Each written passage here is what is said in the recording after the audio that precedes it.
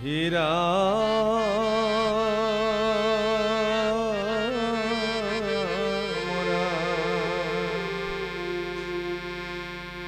R খবৰে পাওত পৰি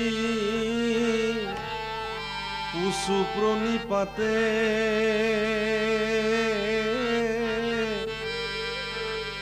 কোন অত্যন্তিক সুখ কুহি আমাতে অসাৰ সংসাৰ আত কিছু নাহি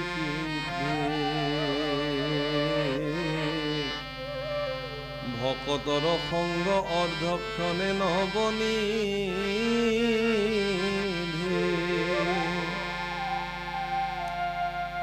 ৰাম কোনোবা ৰহস্য ধৰ্ম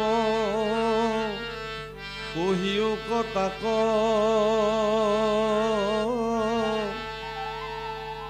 জাত তুষ্ট হুয়াত কৃষ্ণে দেন্ত আপোনাক আক জানিবাক যদি যোগ্য হওঁ আমি তেবে কহিওক বোলো সবাকো প্ৰণাম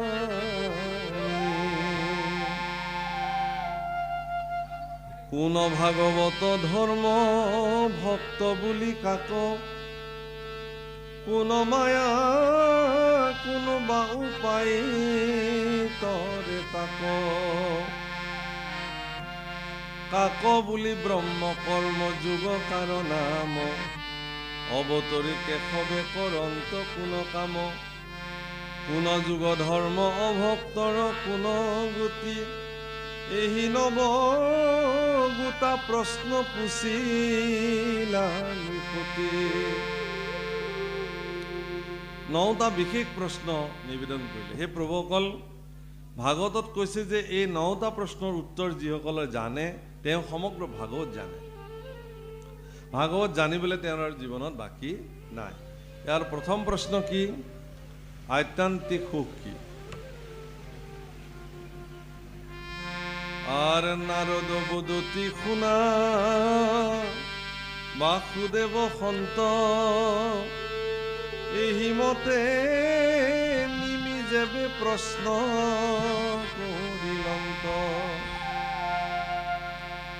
আৰ ৰি শুনি সিদ্ধ হবে মহাপ্ৰীতি কলভিলা ঋত্বিজ সদস্য নৃপতিক প্ৰশংসিলা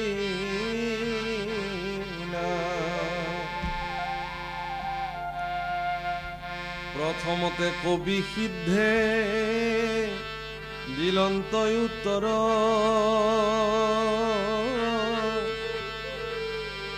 শুনা মহাৰাজ কহু কথা সাৰতৰ যিটো হব লোকয়াতি মো অমোহে অন্ধ প্ৰায় পুত্ৰ দ্বাৰা দেহ তেখে আকুল সদায় সি খবৰ একো কালে নুগুচই ভয় যাৱে কৃষ্ণ পদাম্বুজে সেৱা নকৰে কৃষ্ণ পদ সেৱাতে হৰে সবে দুখ তাহাকে বুলয় ৰাজা আত্যন্তিক সুখ আটাইতকৈ জানিবলগীয়া কথাটোৱে হ'ল আত্যন্তিক সুখ এইটো মাইক্ৰফোন দিবলৈ দিয়কচোন যদি পাৰে এইটো কানেকশ্যন দিবলৈ দিয়কচোন বাৰে বাৰে এনেকৈ ঘূৰি থাকিবলগীয়া হৈছে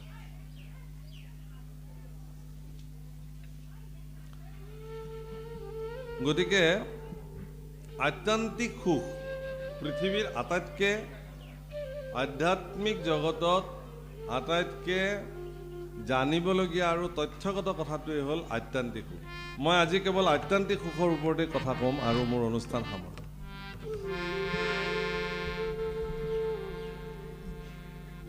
মহাৰাজ পৰীক্ষিত সুখদেৱে যেতিয়া ভাগৱত কথা ক'বলৈ লৈছিলে মহাৰাজ পৰীক্ষিতে জানিছিল যে তেওঁৰ মৃত্যু অৱশ্যম্ভাৱী, নিশ্চিতভাৱে তেওঁৰ মৃত্যু। কিন্তু ইয়াৰ পিছতো মহাৰাজ পৰীক্ষিতে জীৱনৰ সৰ্বোৎকৃষ্ট কৰ্ম সাধন কৰাৰ কাৰণে তেওঁ যত্ন কৰিছিল। আমাৰ যেতিয়া এগৰাকী ৰোগী চিকিৎসাৰ অতিক্ৰমি যায়, ডক্টৰে কয় যে এওঁৰ আৰু কোনো চিকিৎসা নাই, তেতিয়া ডাক্তৰে কয় যে এওঁ যি খাব খোজে খাবলৈ দিয়ক, যি কৰিব মন যায় কৰিব দিয়ক, যেনেকৈ ভাল পায় এনেকৈ থাকিবলৈ দিয়ক। পৰিয়ালক কয় বোলে কিহৰ কাৰণে, বোলে তেওঁ বেছি দিনৰ অতিথি নহয়, গতিকে তেওঁ যাব। মহাৰাজ পৰীক্ষিতে নিজেই জানিছিল যে তেওঁ 7 দিনৰ মাত্ৰ অতিথি পৃথিৱী। তাৰপিছতো কিন্তু মহাৰাজ পৰীক্ষিত বিচলিত হোৱা নাই। স্থিতপ্ৰজ্ঞ পুৰুষসকলৰ এয়া আটাইতকৈ শ্ৰেষ্ঠ উদাহৰণ। তেওঁলোক সাধাৰণতে বিচলিত নহয়, আৰু বিচলিত নহয় তেওঁ গুৰুদেৱ শুকক কৈছে যে হে গুৰুদেৱ, মোৰ জীৱনৰ পৰম সাৰ্থক যি কৰ্ম, সেই কৰ্ম কি কৰিব লাগিব তুমি কোৱা, মই কৰিম।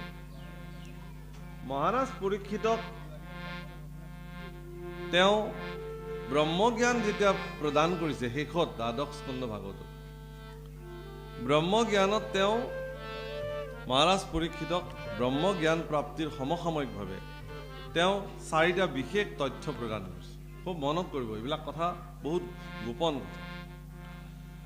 কৈছে যে প্ৰলয় সম্পৰ্কে তুমি জানিব লাগিব। প্ৰলয় মানে সৃষ্টি, স্থিতি আৰু প্ৰলয়, যি 3টা বস্তু আছে। আমি সৃষ্টি হৈছোঁ, পালিত হৈ আছোঁ, আৰু এদিন আমাৰ প্ৰলয় হ'ব, আমি মৰিব লাগিব। এই সৃষ্টি, স্থিতি, প্ৰলয়ৰ ভিতৰত পৰীক্ষিতক কিন্তু সৃষ্টি সম্পৰ্কে 3য় স্কন্ধতে শুকদেৱে কৈ পেলালে, আৰু পালনকৰ্তা হিচাপে সমগ্ৰ ভাগৱতত ভগৱান বিষ্ণু কেনেকৈ জগতক পালন কৰে এই সম্পৰ্কে এক তথ্য প্ৰদান কৰিছে। আৰু দ্বাদশ স্কন্ধ ভাগৱত মহাৰাজ পৰীক্ষিতক তেওঁ প্ৰলয় সম্পৰ্কে বৰ্ণন কৰি কৈছে যে 4বিধ প্ৰলয় আছে। এজন মৃত্যুমুখী লোকক প্ৰলয় সম্পৰ্কে জ্ঞাত কৰাইছে, আপোনালোকেও জানি থক। কৈছে নিত্য প্ৰলয়, নৈমিত্তিক প্ৰলয়, প্ৰাকৃত প্ৰলয় আৰু আত্যন্তিক প্ৰলয়। মনত ৰাখিব কি কি প্ৰলয় বুলি কৈছে। নিত্য প্ৰলয়, নৈমিত্তিক প্ৰলয়, প্ৰাকৃত প্ৰলয় আৰু আত্যন্তিক প্ৰলয়। এই নিত্য প্ৰলয়, প্ৰাকৃত প্ৰলয় বা আত্যন্তিক প্ৰলয়, এইবিলাক সকলোৰে জীৱনত ঘটিবই, আপুনি নিবিচাৰিলেও হ'ব আপোনাৰ তাতে। ব্ৰহ্মাৰ আয়ু ক্ষয় হয়, ইও প্ৰলয়। মোৰ জীৱনৰ দৈনন্দিন জীৱনৰ আয়ু ক্ষয় হৈ গৈ আছে, মোৰ শৰীৰৰ পৰিৱৰ্তন হৈ গৈ আছে, এইবিলাক নিত্য প্ৰলয়। অৰ্থাৎ আজি ৰিজু পাঠক ইয়াত বহিছোঁ, যিটো ৰূপত আপোনালোকে ভিডিঅ' লৈছে, ফটো লৈছে, আৰু যদি 20 বছৰ পিছত আহি একেখন আসনতে বহোঁ, সেইদিনাখন লোৱা ফটোখন আৰু আজিৰ ফটোখনৰ মাজত মিলাই চাব, পাৰ্থক্য পাব। হয়তো এই কেঁচা চুলিকেইডাল বগা দেখিব, বেলেগ পৰিৱৰ্তন দেখিব, সেইটো মই কিন্তু গমেই নাপাওঁ। মোৰ যে জীৱনৰ এইবিলাক পৰিৱৰ্তন হৈ গৈ আছে, এইবিলাক মই নিজেই নাজানিম। মানুহে নিজে নাজানে তেওঁৰ যে পৰিৱৰ্তন হৈ আছে, আইনাত দেখিলে কেতিয়াবা অনুভৱ কৰে। এইবিলাক নিত্য প্ৰলয়, নৈমিত্তিক প্ৰলয়, প্ৰাকৃত প্ৰলয়ৰ অন্তৰ্গত। কিন্তু আত্যন্তিক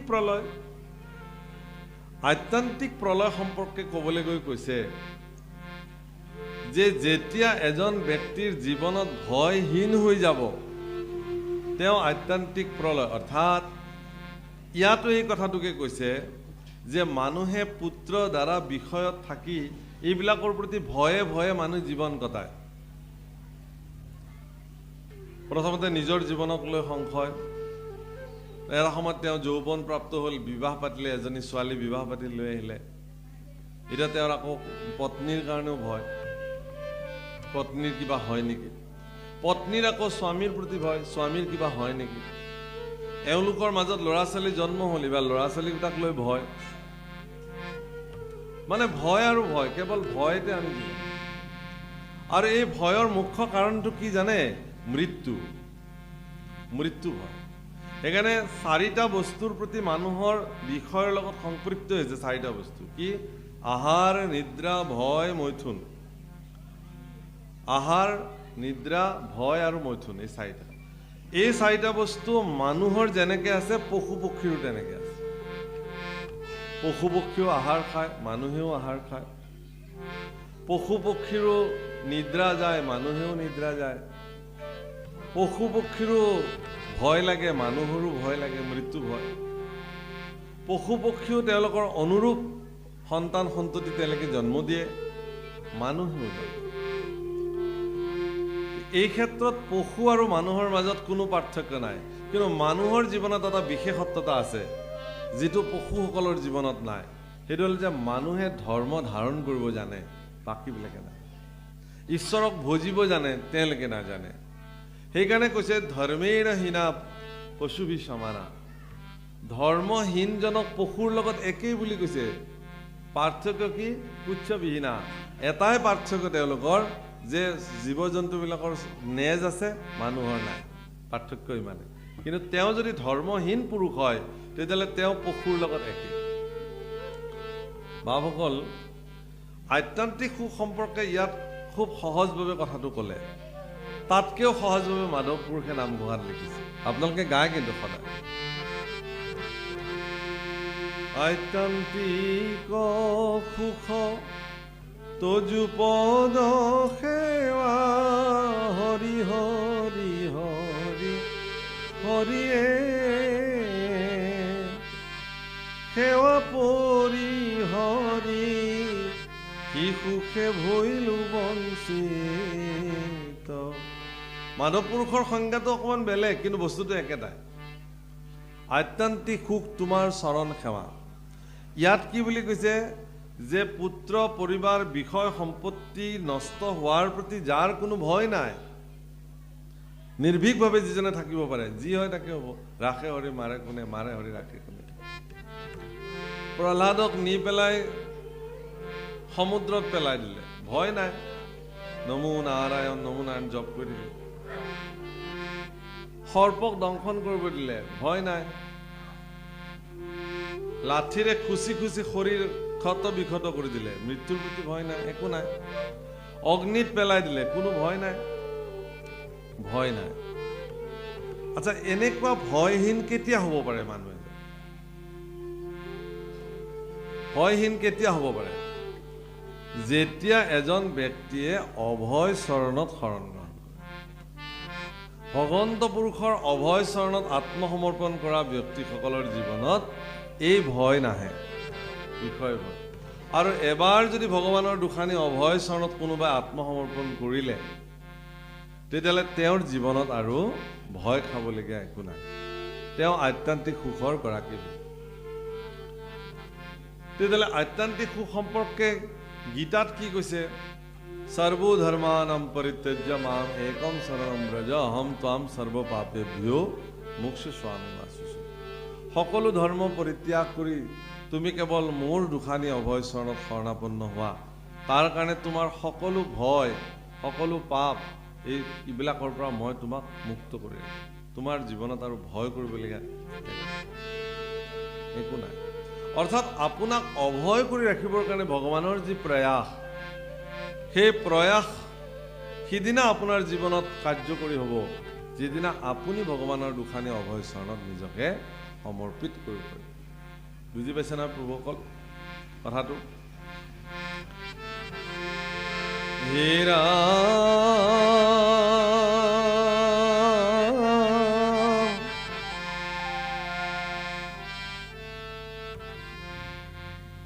আর কহু আর ভাগবত কহু আর ভাগবত ধর্মর লক্ষণ বিমরিষি পূর্বতয় পুনি নারায়ণ ঋষি মুখে আন ধর্ম করায় বেকত করিলা আপোন মুখে নিজ ধর্ম যত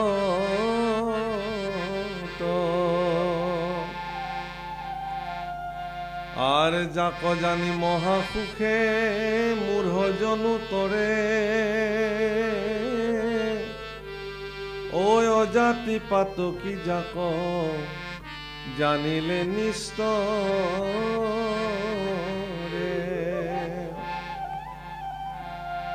পৰম ভকতে যাক নিতে কৰে ৰতি সেই ভাগৱত ধৰ্ম জানিবা নিপতি। ঋষিসকলৰ শ্ৰীমুখে বেলেগ বেলেগ ধৰ্মবিলাক ঈশ্বৰ পুৰুষে প্ৰকট কৰাইছে আৰু তেওঁৰ নিজৰ যিটো ধৰ্ম এইটো নিজ মুখে প্ৰকট কৰিছে। কাৰ আগত? ব্ৰহ্মাৰ আগত। কি বুলি কৈছে? জ্ঞান বিজ্ঞান তদং ৰহস্য জ্ঞানম পৰম গুজ্জম মে যত বিজ্ঞান সমন্বিতম সৰহস্য তদং গচ্ছ গৃহানুগতিতং ময়া। জ্ঞান বিজ্ঞান তদং ৰহস্য চতুশ্লোকত ব্ৰহ্মাক ভগৱানে ভাগৱত প্ৰদান কৰিছে। এদিন ব্ৰহ্মা প্ৰথম যেতিয়া ব্ৰহ্মাৰ সৃষ্টি হয়, ব্ৰহ্মা সাৰ পাই দেখিছে যে চৌপাশে কেৱল শূন্য আৰু শূন্য, একো নাই দেখিবলৈ। তেনিয়ে চাইছে, তেনিয়ে কেৱল শূন্য। আৰু নিজে ক'ত আছে চাই দেখিছে যে সুন্দৰ এপাহ পদুম ফুলত তেওঁ বহি আছে। ব্ৰহ্মাৰ মনলৈ ভাৱনা আহিলে যে মই যিপাহ পদুম ফুলত শুই আছো, বহি আছো, এই পদুম ফুল ইয়াৰো নিশ্চয় কৰবাত বহি আছে, ই কৰবাত লাগি আছে নিশ্চয়। সেইকাৰণে তেওঁ পদুম ফুলৰ ঠাৰিৰে তেওঁ অস্তিত্ব বিচাৰি গুচি গ'ল। বহুকাল বছৰ তেওঁ অতিবাহিত কৰিলে, কিন্তু সেই ঠাৰিডালৰ ক'ৰ পৰা আহিছে সেই চ'ৰ্চটো তেওঁ বিচাৰি নাপালে। আকৌ উভতি আহিছে। উভতি অহাৰ পিছত তেওঁ তিনিটা শব্দ শুনিছে, তপ, তপ আৰু তপ। তিনিটা শব্দ ইফালে তপ বুলি শুনিছে, ইফালে চাইছে এখন মুখ হৈছে, ইফালে চাইছে, এনেকে চতুৰানন ব্ৰহ্মা হিচাপে নিৰূপিত হৈছে। এতিয়া ব্ৰহ্মাই তপস্যা সাধন কৰিছে যে তেওঁ নিজে স্বতন্ত্ৰভাৱে তেওঁৰ অস্তিত্ব বিচাৰি গ'লে তেওঁৰ অস্তিত্ব তেওঁ বিচাৰি নাপায়, এই কথা তেওঁ নিশ্চিত হৈছে। আৰু তেওঁৰ তপস্যাৰ অন্তত ভগৱান তেওঁৰ প্ৰতি সন্তুষ্টি হৈছে আৰু ভগৱান তেওঁক সাক্ষাৎ কৰিছে। কোৱা কি লাগে? প্ৰভু, তোমাক সাক্ষাৎ পালো, মোৰ কাম কি হ'ব? কি কাৰণত মোক সৃষ্টি কৰিলা? বোলে তোমাৰ কামেই সৃষ্টি কৰিব লাগিব, সৃষ্টিকৰ্তা।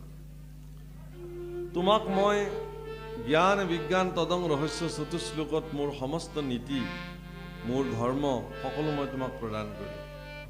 এইখিনি তুমি জগতত বিস্তাৰ কৰিবা। গতিকে ব্ৰহ্মাই নাৰদক দিলে, নাৰদে ব্যাসক দিলে, ব্যাসে শুকক দিলে, শুকে পৰীক্ষিতক দিলে, আৰু এই ধৰণে ভগৱানৰ নিজৰ মুখৰ বাণীখিনিকে ভাগৱত স্বৰূপে জগতত প্ৰকাশিত। সেইকাৰণে ভাগৱত শাস্ত্ৰ স্বয়ং ভগৱানৰ মুখৰ বাণী, ভগৱানৰ নিজৰ কথা। ভগৱানঃ প্ৰোক্ত ইতি ভাগৱত। ভগৱানৰ দ্বাৰা, ভগৱানেই ইয়াৰ প্ৰবক্তা স্বয়ং ভাগৱত শাস্ত্ৰ। গতিকে ভাগৱত শাস্ত্ৰত যি কৈছে সেয়া ভগৱানে কৈছে। ভাগৱত শাস্ত্ৰত আটাইতকৈ গুৰুত্বপূৰ্ণ বিষয়টো আছে কি? ভক্তি। ভগৱানক ভজিবলৈ যিটো মাধ্যমৰ প্ৰয়োজন, ভক্তি। ভক্তিবিহীনভাৱে আপুনি ভগৱানক ভজিব নোৱাৰে। ভগৱানক ভজিবৰ কাৰণে, ভগৱানক জানিবৰ কাৰণে ভক্তিৰ প্ৰয়োজনীয়তা আছে। আমি চবেই কৈ থাকো যে ভক্তি কৰিব লাগে, ভক্তি কৰিব লাগে, কিন্তু কি ভক্তি কৰিব, ভক্তি কেনেকে কৰিব, সেই সম্পৰ্কে বিস্তৃতভাৱে ভাগৱতত বৰ্ণনা কৰিছে। কিন্তু এইটোও ঠিক যে ভাগৱত শাস্ত্ৰ ব্যতিৰেকে পৃথিৱীত কোনো অন্য শাস্ত্ৰই আপোনাক ভক্তি সম্পৰ্কীয় তথ্য দিব নোৱাৰে। বোলে তেতিয়াহ'লে বাকী শাস্ত্ৰবিলাক, পুৰাণ আদি অন্যান্য শাস্ত্ৰসমূহ যে আছে, এই শাস্ত্ৰসমূহে আপোনাক ভক্তি সম্পৰ্কীয় তথ্য দিব পাৰিবনে নোৱাৰিব? নোৱাৰে। তেওঁলোকে আপোনাক আত্মতত্ত্ব সম্পৰ্কে ক'ব। আত্মতত্ত্ব আপোনাক প্ৰয়োজন নাই, ই দুৰ্লভ, দুৰ্বোধ্য। আত্মতত্ত্বক সহজভাৱে উপলব্ধি কৰিবৰ কাৰণে ভগৱন্ত পুৰুষে এটি বিশেষ কৰ্ম সাধন কৰিছে। সেইটো হ'ল কি যে বাৰে বাৰে বিভিন্ন অৱতাৰ ধাৰণ কৰি ভগৱানে লীলাসমূহ সম্পাদিত কৰিছে। এই যে ভগৱানে লীলাসমূহ সম্পাদিত কৰিছে, ইয়াৰ দ্বাৰা তত্ত্বসমূহক সহজ কৰি জগতলৈ প্ৰদান কৰিবৰ কাৰণে যত্ন কৰিছে। মই কৈ যোৱা কথাবিলাক ধৰিব পাৰিছেনে, নে এনেই আপোনালোকে কিবা পাইছেনে, নে মই এনেই কৈ গৈ আছো? হা, পাইছেনে কিবা অকণমান, নে মোৰ বুজাওঁতে হোৱা নাই? হা, তাৰমানে মই বিশেষ সঁহাৰি দেখা নাই, মই সেইকাৰণে কৈছোঁ কথাটো।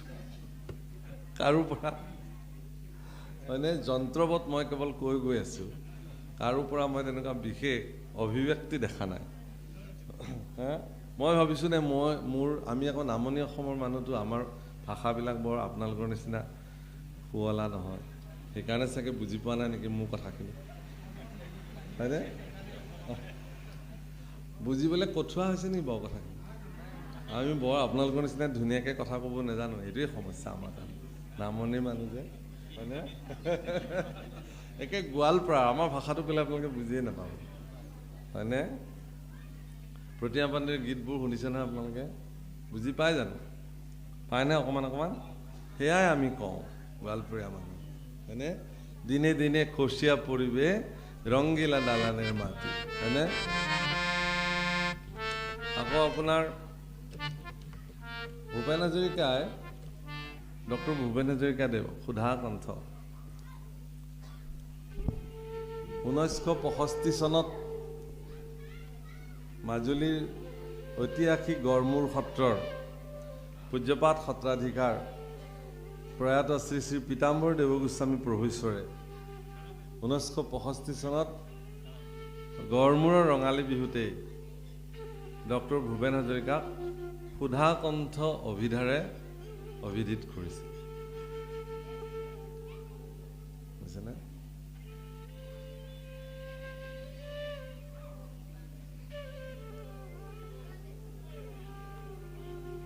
আৰু সেই ডক্টৰ ভূপেন হাজৰিকাই লোকসংগীত বুটলিবলৈ গৈ গোৱালপৰীয়া লোকসংগীত বুটলি, যিটো আচলতে কোচ ৰাজবংশীয় ভাষা, আচলতে ৰজাৰ ভাষা,